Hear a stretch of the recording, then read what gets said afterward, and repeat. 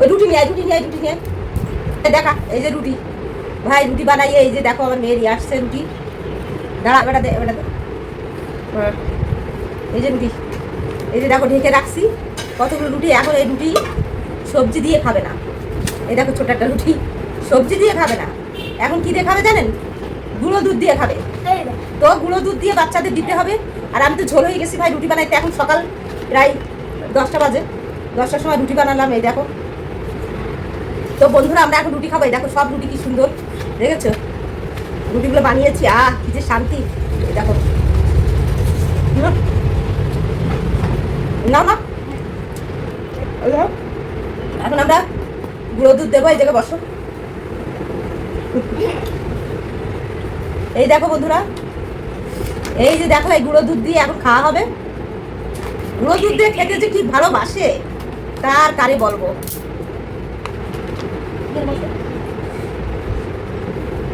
একদম ইনস্ট্যান্ট গুঁড়ো দুধ,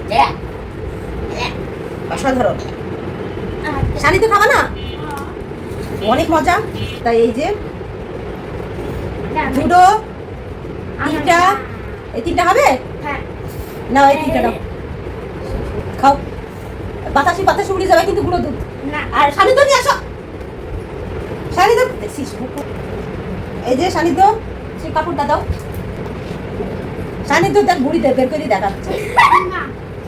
এটা হচ্ছে শানুরে দেবো, বাটিতে দিচ্ছি।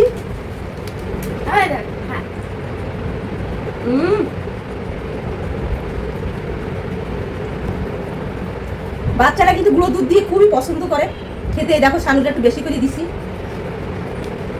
আর নেই শানুটা একটু বেশি হয়ে গেছে। এই যে কি যে শান্তি।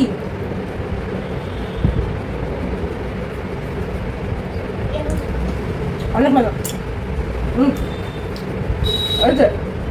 এটা ঢাকি রাখি, একটা দুটো তিনটা চারটা, এই যে ঢাকি রাখছি বন্ধুরা, খালি বাতাসে নষ্ট হবে না। চারটা নাও নাও নাও নাও, অনেক মজা আসলে। আমি দেবো না আরেকটা। আমাদের মতো কে কে পছন্দ করেন গুঁড়ো দুধ দিয়ে? আমি একটু খাই।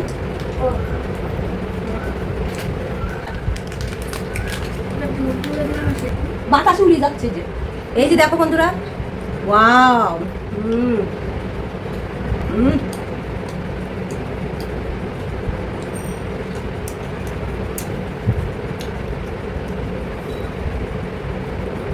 অনেক ভালো লাগে। Okay bye bye.